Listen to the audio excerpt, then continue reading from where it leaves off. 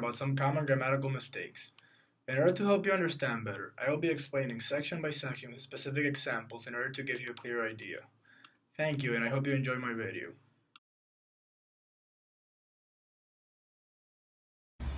Okay, so the first section we're going to be going over is capital letters. Something very simple, but that we still make common mistakes without even knowing it. Okay, want to know how to use capital letters correctly. Use capitals for proper nouns. In other words, capitals are the names of people, specific places, and things. Sometimes we get confused, specifically when it comes to capitalizing specific places, things, and names of groups. For example, in the sentence, perhaps many people have probably heard about the case of the cause of the biggest genocide in African history. Here, the G needs to be lowercase because it is not referring to a specific genocide.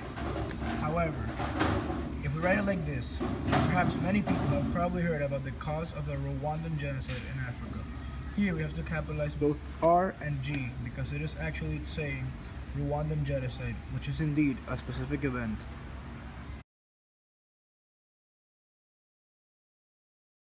The second common grammatical mistake is the proper use of conjunctions. In order to join grammatically similar elements in a sentence, you should use conjunctions. In other words, you can use conjunctions in order to connect sentence or words in the same clause. Oh, and by the way, a clause is basically a simple group of words related to the phrase. As you can see, just by adding the conjunction it, the sentence seems stronger, and now I can relate to why I used the term heat going and put it in quotation marks to make my point. If I would simply say it like this, actually we got the heat going in this genocide was mainly tribal differences and ethnic competitions that had been around since colonial times. Here, which is the correct version, actually what it got the heat going. I can relate to that because it makes my sentence feel stronger, simply by including the word it.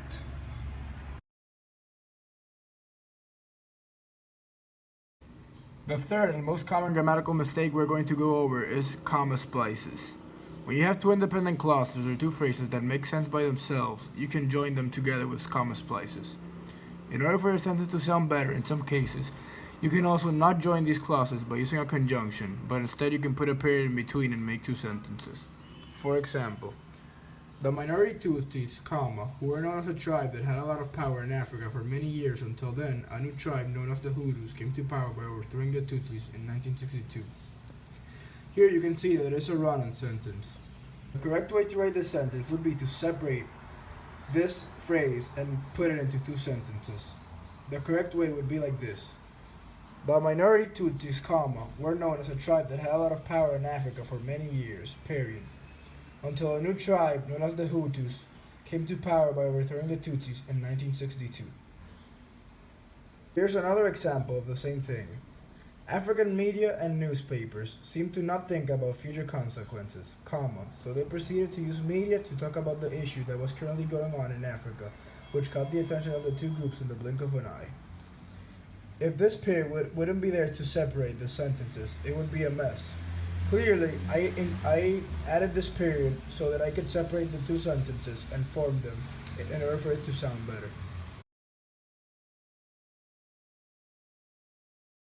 Okay, so this example is actually pretty low and pretty straightforward. Today I visited the Golden Bridge. The correct sentence would be, today I visited the Golden Gate Bridge.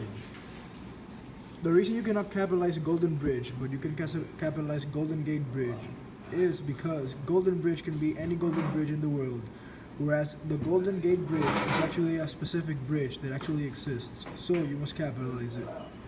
Example number 2. After I went to the restaurant, I called my uncle to see if I could pass by his house after. What do you think is the error here?